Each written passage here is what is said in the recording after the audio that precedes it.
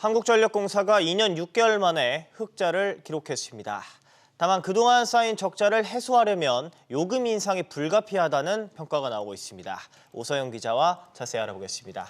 한전이 2년 6개월 만에 10분기 만에 흑자를 냈죠. 그렇습니다. 한전에 따르면 올해 3분기 영업이익은 1조 9,966억 원으로 이제 2조 가까이 이익을 내면서 흑자 전환을 했는데요.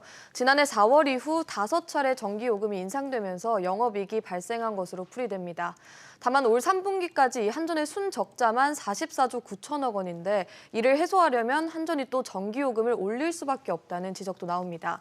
한편 가스공사도 현재 도시가스 미수금이 15조 원 넘게 쌓인 상황에서 이번 3분기에만 2천억 원의 미수금을 또 추가로 쌓으면서 재무 상황에 같이 빨간불이 켜졌습니다.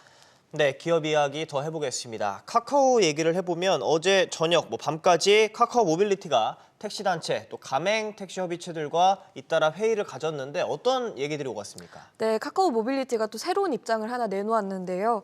이제 어제 협의한 결과 새로 출시하는 이 카카오티 가맹 상품의 수수료율을 3% 이하로 내리는 걸로 적극 검토하겠다고 밝혔습니다.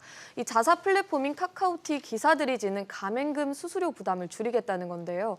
경쟁사들을 보면 이게 2.5% 수준인 반면 이제 카카오티의 경우에는 최대 5%까지 책정되는 실질 수수료가 비싸다는 목소리가 이어져 왔습니다.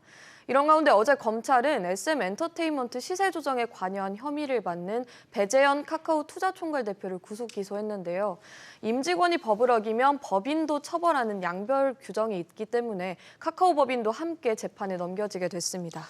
네, 다음으로 52시간제 관련 논의는 여전히 대립각을 세우고 있죠. 그렇습니다. 앞서 노동부는 이 현행 주 52시간제 틀을 유지하되 일부 업종과 직종은 바쁠 때 더 일하고 한가할 때 쉴 수 있게 유연화하겠다는 큰 방향을 공개했었죠. 이에 대해 어제 경영계는 정부의 근로시간제 개편 방향과 관련해서 산업 현장의 현실이 반영되지 않았다며 아쉬움을 또 표했습니다. 그러면서 시간이 걸리는 논의보다는 조속한 보완책 제시가 필요하다고 강조했는데요. 다만 정부 입장은 좀 다릅니다. 이 노사 양측과 충분히 대화를 거쳐서 국민이 공감할 수 있는 개선 방안을 마련하겠다는 방침인데요. 어제 대통령실은 특히 근로시간 제도가 이 국민의 생활과 건강에 미치는 영향이 매우 크다고 밝혔습니다. 네, 마지막으로 우리 생활 이야기를 더 해보면 요즘 빈대가 확산하는 상황에서 살충제 매출이 많이 늘었다고요? 그렇습니다. 요즘 빈대에 관련된 공포가 계속되고 있는데 이 편의점 CU에 따르면 살충제 매출이 지난달 31.4% 증가했습니다. 원래 겨울에는 모기가 기승을 부리면서 이 살충제가 많이 팔리는 면이 있는데요. 이달 들어서 지난 9일까지 매출을 보면 지난해 같은 기간보다 70.3% 늘어난 수준을 보이고 있습니다. 최근 빈대 출현에 대한 공포가 덮치면서 가까운 편의점에서 퇴치용품을 많이 구입하고 있는 것으로 풀이됩니다. 네, 잘 들었습니다.